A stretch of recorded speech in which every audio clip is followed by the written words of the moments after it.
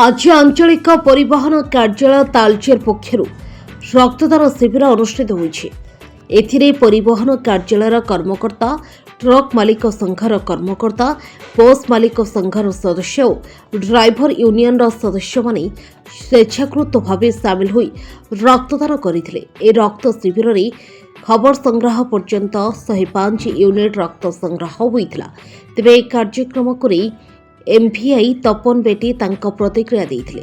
तालचेर उपखंड में रक्तर अभाव हेतु बहु रोगी समस्यार सम्मुखीन होउछन्ति।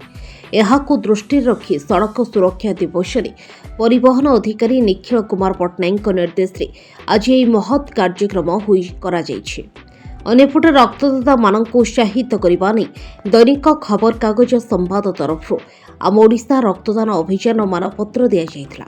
जनवरी मास 1 रु 31 तारिख पर्यंत आम तालचेर रिजन रे जातीय सड़क सुरक्षा मास पालन करा होछि। एही अवसर रे आम विभिन्न स्कूल एवं अनुष्ठान कॉलेज मानक रे अवेयरनेस करछु एवं आज मध्ये आम आम ऑफिस कैंपस भितरे ब्लड डोनेशन कैंप रो आयोजन करिछु।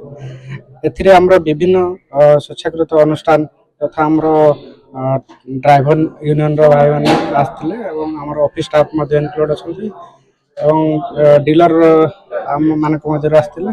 एंते आ अन्य बहुत स्वेच्छाकृत व्यक्ति विशेष माने मध्ये आसिकी रक्त दान करके जाइछन। केते यूनिट पे संग्रह हिसाब पाखापाखि 95 यूनिट संग्रहित हो सारलानी। आशा करछु आज 100 यूनिट पाखापाखि कलेक्शन कर कोन समाज कोन बात देबे देखंतु हमर जते बेले देखा जाउछि कि जो हमर ब्लड बैंक रे एमती टाइम आछि माने ब्लड अवेलेबल रहउनी। तो हमर कोन होछि कि डोनर मान को संख्या कम रहउछि किंतु जते रिसीवर संख्या अधिक हे जाउछि। तो एई जो ये को मीट करिया पई जो डेफिसिट को तो हमें ब्लड डोनेट करछु किंतु डोनेट कले यार कोनोसी क्षति नाही।